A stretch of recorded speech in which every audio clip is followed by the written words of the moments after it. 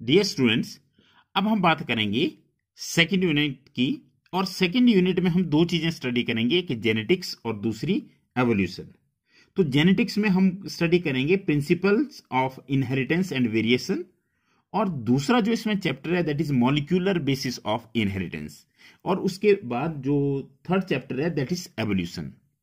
तो सबसे पहले हमें जेनेटिक्स पढ़ने से पहले कुछ टर्म्स जो कि इसमें यूज होगी उनका पता होना चाहिए।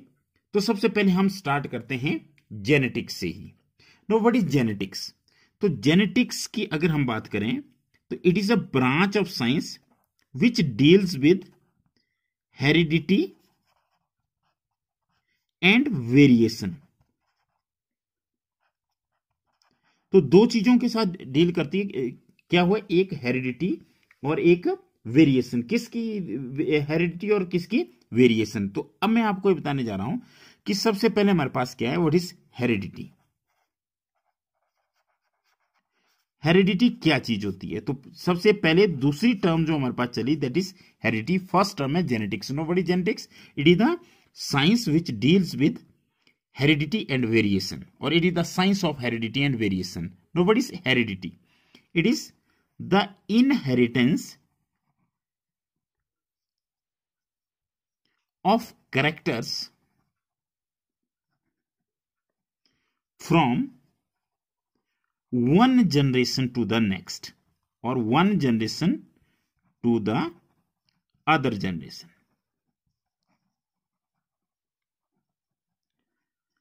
That is from कहां से? Parents to progeny. मतलब मां बाप से, माता पिता से बच्चों तक लक्षणों का स्थानांतरण जो होता है उसको कहते हैं हेरिडिटी। उस साइंस को कहा जाता है heredity. Means heredity is the science which deals with the inheritance of character from one generation to the another generation. अब नई टर्म हमारे पास आ गई दैट इज इनहेरिटेंस। अब इनहेरिटेंस क्या चीज होती है? इनहेरिटेंस का मतलब है द ट्रांसमिशन, और you can say the process of transmission of characters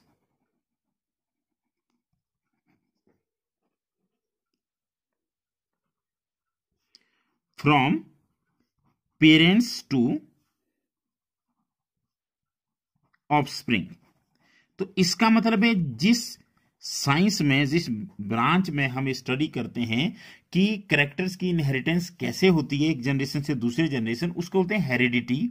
और जो प्रोसेस या जिस प्रोसेस के द्वारा ये कैरेक्टर्स एक जनरेशन से दूसरी जनरेशन में जाते हैं उस प्रोसेस को बोला जाता है इनहेरिटेंस। अब नेक्स्ट टर्म हमारे पास आ गई, नाउ इट इज वेरिएशन। अब देखिए जेनेटिक्स की जरूरत क्यों पड़ी, जेनेटिक्स बेसिकली है क्या? आपने देखा होगा कि जैसे कोई एनिमल है, जैसे मान लीजिए हॉर्स है, तो आपको होता है कि हॉर्स के बच्चे हॉर्स की तरह ही होंगे, मतलब वो बेबी हॉर्सेस होंगे।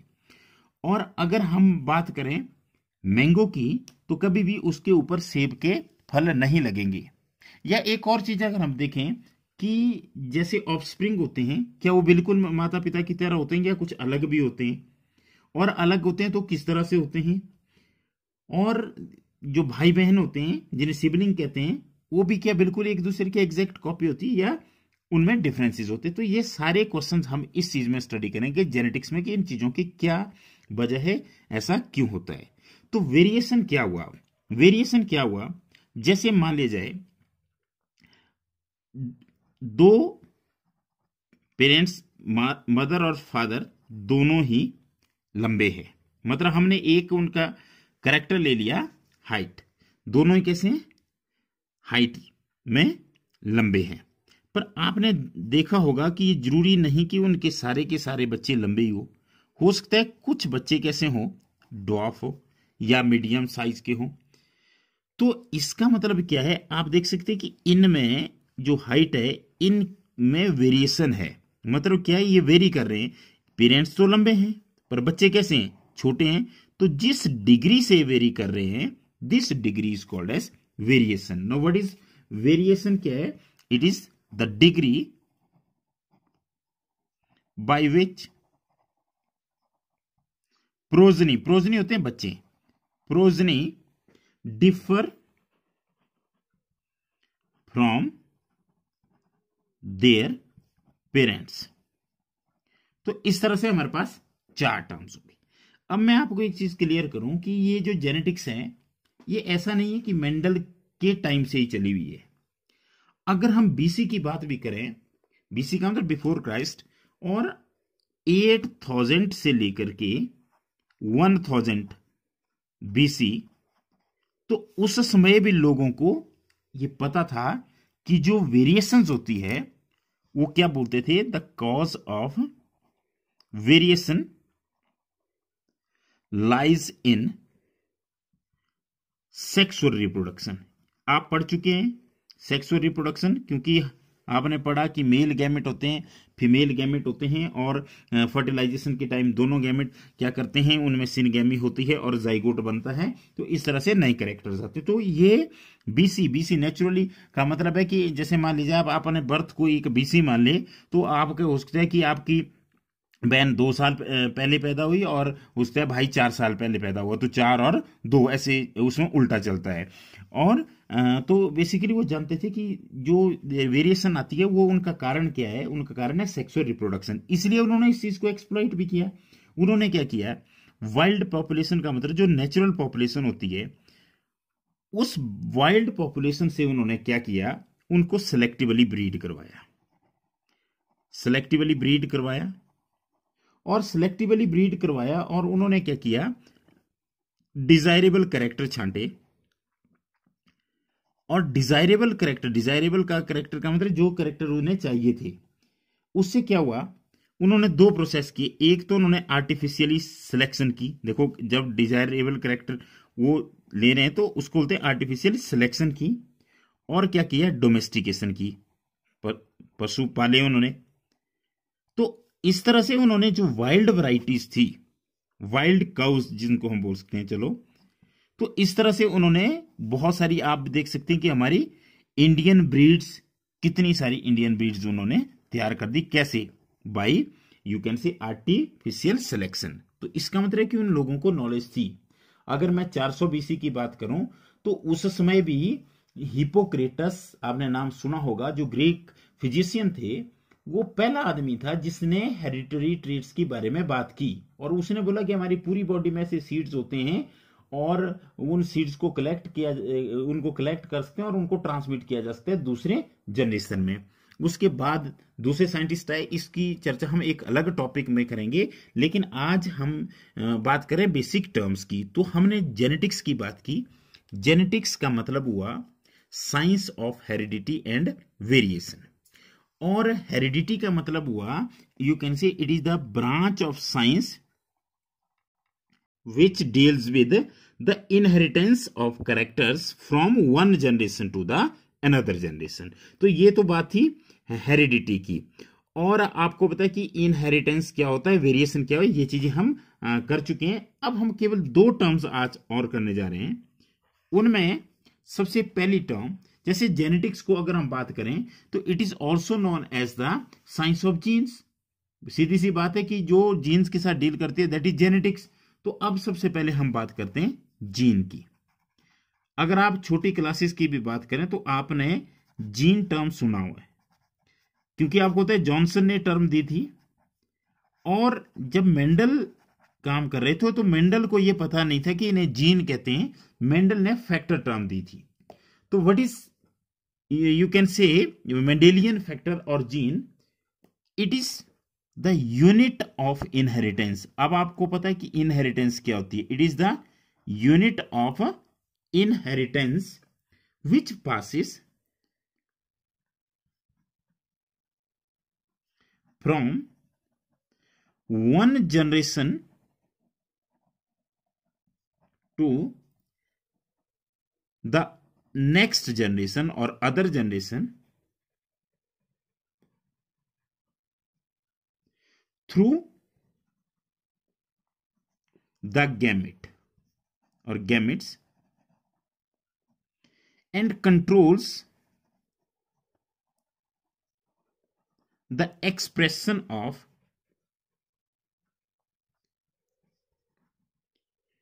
अ कैरेक्टर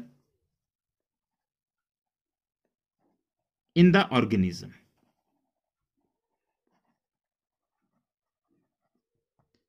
बेसिकली होता क्या है, जैसे आप देखते हैं कि एक इंडिविजुअल होता है तो उसकी बॉडी में 46 क्रोमोसोम्स होते हैं और क्रोमोसोम्स पर जीन्स होते हैं।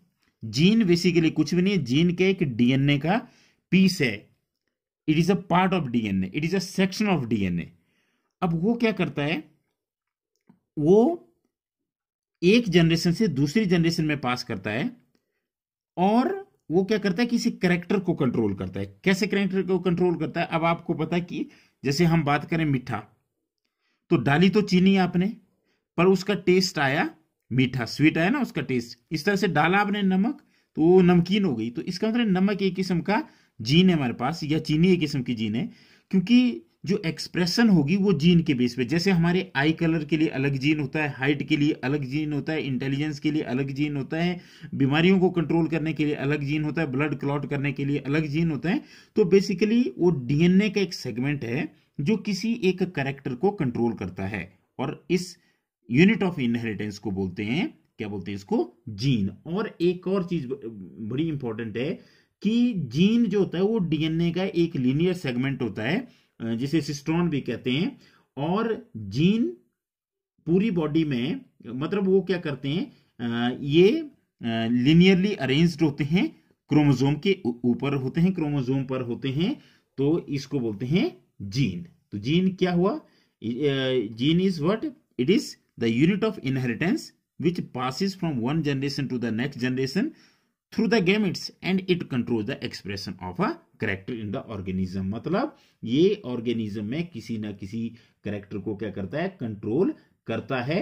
और ये इनहेरिटेंस का एक यूनिट होता है। और कहां पे पाया जाता है, और आप कह सकते हैं कि ये डीएनए का सेगमेंट है और क्रोमोसोम के ऊपर पाया जाता है। अब एक और टर्म इसी के साथ जब हम जीन की बात करेंगे तो आज के लिए लास्ट टर्म है, दैट इज एलील। एलील्स और एलीलोमॉर्फ्स, ये बहुत इंपॉर्टेंट है, कई बार इसमें कंफ्यूज भी होते हैं। अब एलीलोमॉर्फ्स क्या होते हैं, आप सीधा सा पूछते हैं, टू जीन्स, और क्या बोलते हैं उनको, Mendelian factors which occur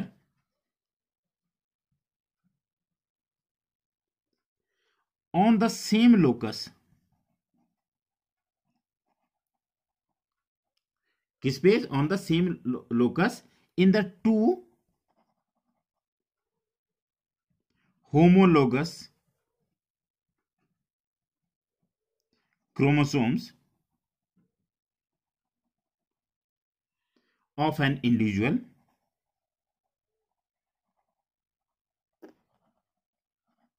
and control the expression of a trait।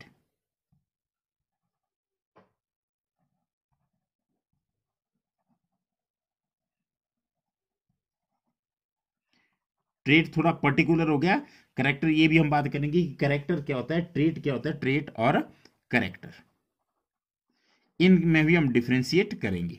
पर बेसिकली है क्या, एलील क्या है, एलील है जैसे हमारे पास आ गया, सपोज करो ये आपको पता है कि हमारी बॉडी के अंदर टोटल कितने पेयर ऑफ क्रोमोसोम होते हैं, 23। अब सपोज करो इनमें से कोई एक पेयर हमने ले लिया, तो इनको बोलते हैं होमोलोगस पेयर। कोई भी एक पेयर ले लिया, मान लिया जाए 6 ले लिया, 7 ले लिया, कोई भी एक पेयर ले लिया। अब इनमें क्या होता है, इनमें होते हैं जीन्स। आपको होता है ऐसे जीन्स अरेंज होते हैं ऐसे क्रोमोसोम पे। अब जिस जगह पे जीन प्रेजेंट होता है उस जगह को बोलते हैं जीन लोकस। मतलब क्या है, a portion or region of the chromosome representing a single gene. मतलब कोई भी, जैसे मान लीजिए मैं ये पूरा ही बना रहा हूं यहां पे, सपोज करो ये एक जीन दिखा रहा है, तो यहां पे एक जीन है और इसी के पैरेलल यहां पर भी एक जीन है। लोकस सेम है, क्रोमोसोम कैसे हैं दोनों, होमोलोगस क्रोमोसोम। तो जब क्या होता है कि टू जीन्स और made in which occur on the same locus, देखो आप बोल सकते हैं एक ये जीन है, एक ये जीन है, ये दोनों सेम लोकस पर है किस पे हैं?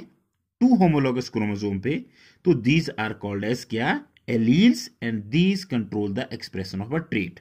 जैसे मान ली जाए आई कलर है या टंग रोलर है, सपोज करो इसके लिए कोई जीन है, तो एक यहां होगा, इसमें से एक जो पेयर में से एक क्रोमोसोम मदर से आता है और एक फादर से आता है। तो अगर हम इन दोनों की बात करें तो उसमें क्या होता है, ये एक यहां होगा एक यहां होगा उसके लिए, आई कलर के लिए। तो ये दोनों आपस में क्या हुए? एलील हो गए और ये आई कलर को कंट्रोल करेंगे।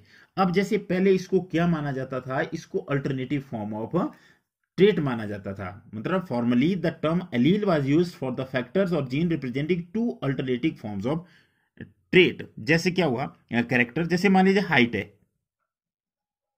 तो हाइट में क्या होगा? एक टॉल है, एक क्या है? ड्वार्फ है। तो मेंडल ने टॉल के लिए कैपिटल टी, ड्वार्फ के लिए स्मॉल टी, तो इनको एलील बोला जाता था पहले। पर बेसिकली ऐसा नहीं है कि यही एलील है। एलील क्या है? एलील जीन्स हैं जो एक कैरेक्टर को क्या करते हैं, उसकी एक्सप्रेशन को कंट्रोल करते हैं और सेम लोकस पर प्रेजेंट होते हैं ऑन द होमोलोगस क्रोमोसोम्स। और अब इसको क्या करते हैं? अब इसमें जो टर्म है, it is employed for any 2 forms of genes present on the same locus.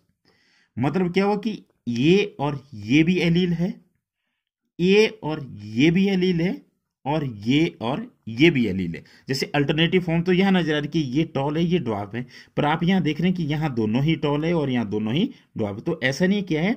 No, these are the 2 genes which are present on the same locus on the 2 homologous chromosome of an individual, and they, अब ये दोनों किस चीज को control कर रहे हैं?